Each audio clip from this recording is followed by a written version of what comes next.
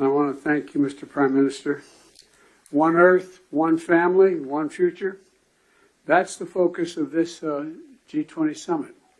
And in many ways, it's also the focus of this partnership that we're talking about today. That the United States will work with our partners to invest in economic corridors. In practice, it means we're focusing on regional infrastructure projects that deliver results across multiple countries and in multiple sectors.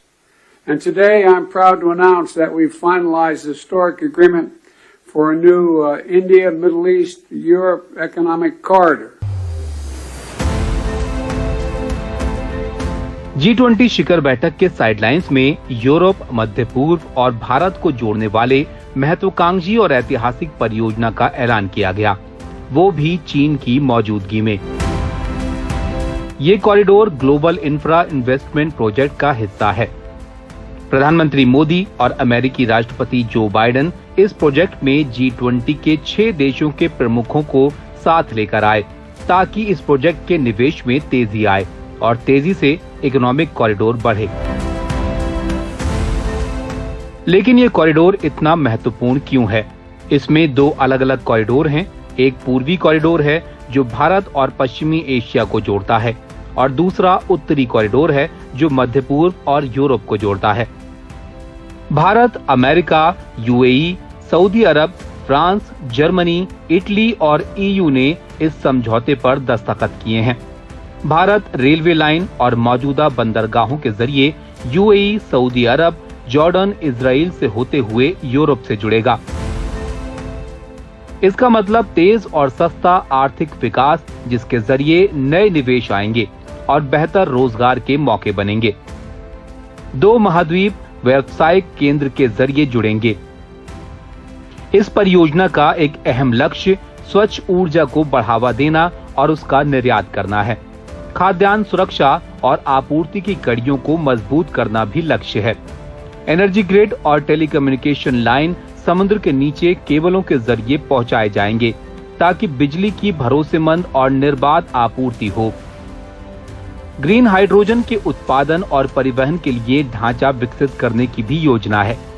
ये लोगों को सुरक्षित और स्थिर internet से जोड़ेगा।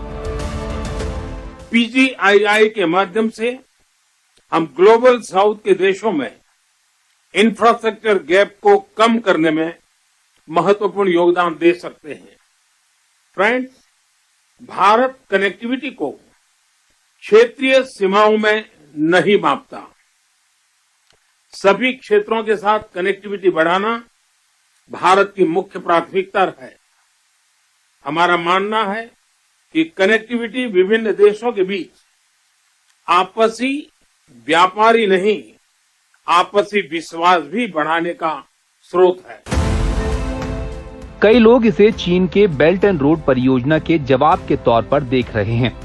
इस साझेदारी से वॉशिंगटन और EU विकासशील देशों के लिए निवेश के वैकल्पिक सहयोगी के तौर पर उभर रहे हैं। The India, Middle East, Europe economic corridor. This is nothing but historic. It will be the most direct connection to date between India, the Arabian Gulf, and Europe, with a rail link that will make trade between India and Europe 40% faster. These are state-of-the-art connections for the world of tomorrow, faster, shorter, cleaner. This corridor is much more than just a railway or a cable. It is a green and digital bridge across continents and civilizations. G20 जो आर्थिक संकट से निपटने के लिए बनाया गया एक समूह है, उसके केंद्र में ग्लोबल साउथ को लाने की भारत की कोशिश वैश्विक परिदृश्य में एक बदलाव की शुरुआत है।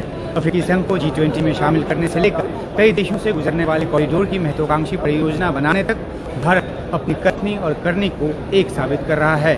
मकसद विकासशील देशों को भविष्य की दुनिया के केंद्र में रखना है। दिल्ली में उमाशंकर सिंह, NTV इंडिया।